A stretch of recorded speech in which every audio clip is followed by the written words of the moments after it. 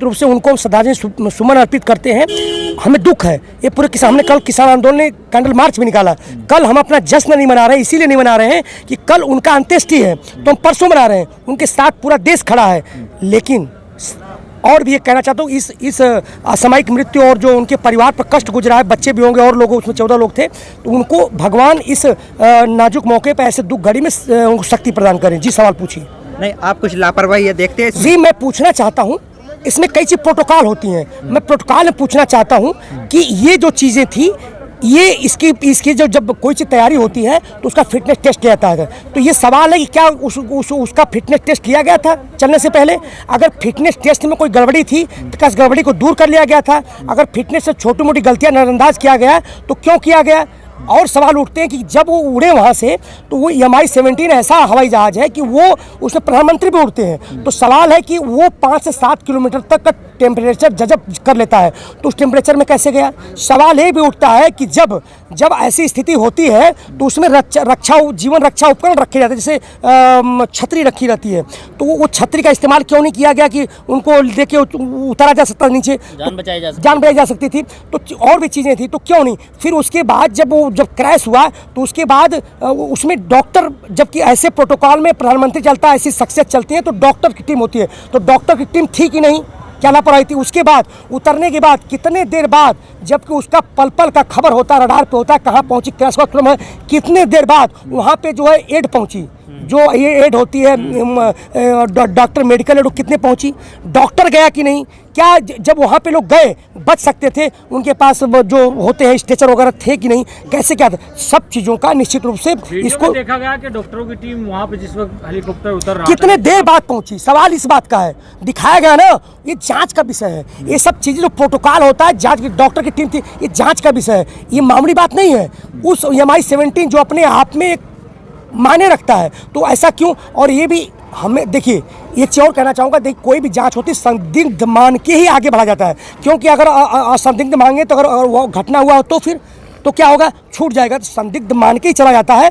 और ये मामूली घटना नहीं, जिस प्रकार से ऐसे इतिहास में हुए हैं कि दूसरे देशों में खतरा है, वो में डैमेज का, हमारी व्यवस्था डैमेज करने का प्रयास करते हैं, तो इसको छोटी मोटी घटना न देखे, इसमें साजिश भी हो सकता है, इसको मान के वो सरकार चल रही होगी, ऐसी बात नहीं है। चलना चाहिए और इसको बिल्कुल बारीकी से बिल्कुल इसकी जांच करनी चाहिए और देश के सामने रखना चाहिए कि सवाल है, जनता सवाल पूछ रही है। आप साजिशी क्यों बताते हैं? मैंने क्या नहीं, साजिश हो सकता है, ये हमेशा कोई भी जांच इन्वेस्टिगेशन ऑफिसर जानता होगा। आप सवाल कर रहे हैं उसी अगर मान लिया आपने कहा सर्प काट लिया, लेकिन हम उसको हत्या का मामला लेके चलेंगे, तब जाके पुष्टि हो पाएगी हुआ कि नहीं हुआ, नहीं चीज़ें छूट जाती है। तो ये निश्चित होता है साजिश। इसलिए मैं कह रहा हूँ कि जो है कि बाहर देश के लोग साजिश नहीं रचते हैं क्या? ऐसे इतिहास में देखिए, कई आप प्रथम विश्व युद्ध से देखिए, तब से तो लोग हमारे आसपास कौन है? ऐसे लोग हैं जो हमारी चीज़ों को नुकसान पहुंचाते हैं, बाहरी देशों के लोग तो रच सकते हैं। तो हर चीज़ को मतलब ध्यान में रख के चल रहे होंगे,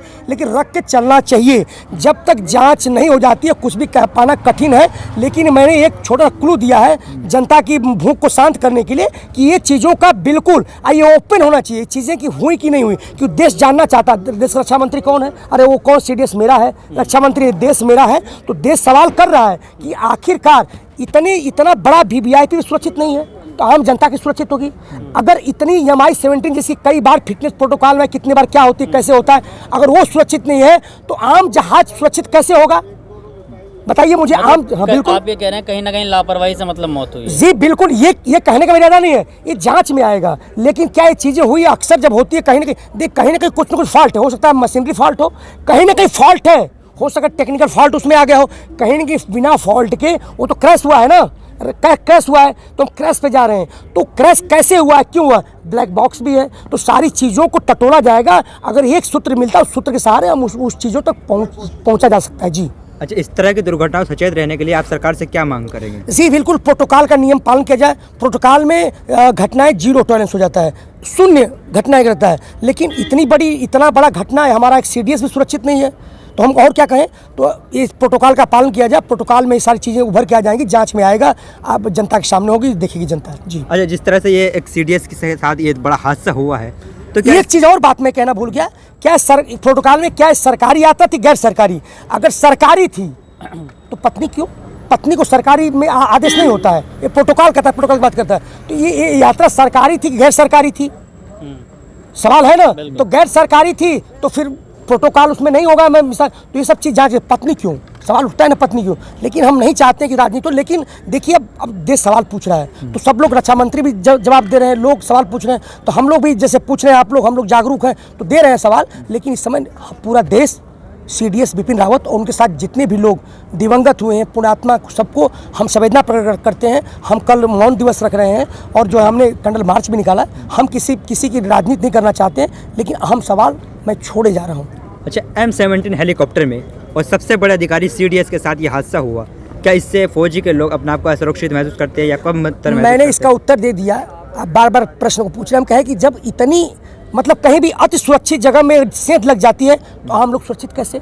इतने मतलब कि इतना बढ़िया मतलब उसका सिस्टम होता है, सब कुछ चेक बैक होता है, सब कुछ। जब वो सुरक्षित नहीं, तो मैंने कहा था, तो आम जहाज के सुरक्षित है, आम बस के सुरक्षित है। अगर किसी ऐसे जगह जहाँ VIP लोग हो, वहाँ कुछ हादसा हो जाए तो कैसे सुरक्षित? वो तो मैंने कह दिया। तो आम लोगों के मन में, चाहे सेना हो चाहे नागरिक हो, आम आदमी कैसे अपने को सुरक्षित महसूस करेगा? आज आप कह सकते हैं कि आप हर आदमी सुरक्षित है जब ऐसे घटनाएं घटेंगी तो किस तरह की जांच होनी चाहिए इसमें? अब बिल्कुल निश्चित रूप से वैसे सारी जांचें करेंगे, इंटेलिजेंस भी करेगा, सारी चीज़ें। इसमें रा को भी करना चाहिए, इसमें रा को भी करना चाहिए, क्योंकि इसमें बाहरी लोगों का भी हाथ, क्योंकि रा का राह बाहरी लोगों से करती है। रा को करना चाहिए, IB को भी करना चाहिए, सबको करना चाहिए, जितनी भी सिस्टर एजेंसी है सबको करना चाहिए। उसके बाद जो जांच से पुलिस तो कर ही रही है, पुलिस करना चाहिए, रा को बहुत जरूरी है, इंटरपोल की मदद लेनी चाहिए। जांच तो पुलवामा की भी अभी तक हो रही है, क्या लगता है कि मतलब इसमें कोई ऐसी जांच? देखिए, वो संदेह जैसा सरकार ने पूर्व ने किया है, संदेह उठना लाजमी है। बहुत सी जांचें ठंडे बस्ते में, आपको सुकमा की जांच अभी तक कंप्लीट नहीं हुई। कई चीज वहाँ पे देखा, कई घंटे तक वहाँ डेड बॉडी पड़ी रही। तो क्यों डेड बॉडी, क्या उनको सजा मिला? वहाँ लोग तड़पते रहे 10-12 घंटे तक। तो सवाल है, तो मन में उठना लाजमी है। लेकिन मैं जहाँ तक ये उम्मीद करता हूँ सरकार से कि इसकी बिल्कुल निष्पक्षता से जांच करे और जल्दी करे। लोग इसलिए कि लोगों में जो अविश्वास जगह है, अविश्वास उनका खत्म हो जाए। क्योंकि जनता सवाल करी, क्या पुलवामा जैसा होगा? इस सवाल पर क्या फिर ऐसा न कल ऐसा भी न कहे कि क्या पुलवामा और CDS बिपिन रावत जैसा हो। तो हम चाहते हैं, सरकार से मांग करते हैं कि निष्पक्ष जांच करे, जल्दी से जल्दी जांच करके इस सबके पटल पर रखे और सब लोग को संतुष्ट करे। जी, जिस तरह से ये बड़ा हादसा हुआ है, क्या मृतकों के परिवार के साथ जो सरकार को रवैया अपनाना चाहिए था, उस रवैये को देख रहे हैं या कुछ में कमी महसूस कर रहे हैं? किसके परिवार के साथ? सरकार के रवैये के साथ। किसके साथ? मृतकों के परिवार। जी बिल्कुल। रवैया कैसा रवैया बताइए मुझे? रवैया मतलब आप चाहते कोई घोषणा होनी चाहिए थी या कुछ इस तरह का ऐलान होना चाहिए था? जी, मैं, अगर आपने सवाल किया है तो मैं सवाल करना चाहता हूँ, कहना चाहता हूँ। बिल्कुल आपके माध्यम से बहुत अच्छा इस समय प्रश्न है। इस समय जो BSF फर्स्ट लाइन पे बैठी हुई है और ITBP चाइना बॉर्डर पे, अगर पहली गोली अगर BSF को लगती है, अगर दूसरे को लगती है, तो क्या उसको सही दर्जा नहीं मिलना चाहिए? आज BSF, CRP, ITBP, CSF, Assam rifles के जवानों को शहीद का दर्जा नहीं है, उनको पेंशन नहीं है। बताइए मुझे, ये कैसा मजाक है सैनिकों के साथ? कैसा मनोबल पर असर नहीं पहुंचेगा? तो इनको जिस प्रकार से ये लोग संवेदना प्रकट करते हैं, जिस प्रकार से उनको रिलैक्स देते हैं, काफ़ी नहीं है। ये कई मोराल पर असर डालता है। इनको शहीद का दर्जा मिले, वो तो आर्मी उनको मिलेगा, लेकिन और लोगों को भी 60 साल नौकरी, तो उसको भी, अगर एक पुलिस का आदमी अगर वो नक्सल के आतंकवादियों की गोली से मरता है तो उसे सम्मान नहीं मिलना चाहिए? क्या उसे मृतक का दर्जा देना उचित है? तो कहीं ना कहीं आज जवान विक्षिप्त है। ये कैसी परंपरा है? निश्चित रूप से वो परिवार नहीं जो आज तक सुकमा मरे हैं, उनको जाते पुलवामा के शहीद को पेंशन नहीं है, क्योंकि CRP में पेंशन लागू नहीं है। ये जितनी बार चुने जाते हैं उतनी बार पेंशन, यही विकास है। आपको संसद में अटैक हुआ था, उनके लोगों को पेंशन नहीं है। सुकमा में मरे उतने लोगों को पेंशन नहीं है। चाहे कश्मीर में मर रहे लोग, पेंशन नहीं है, शहीद का दर्जा नहीं है। तो अपमान तो है, सवाल तो है, लेकिन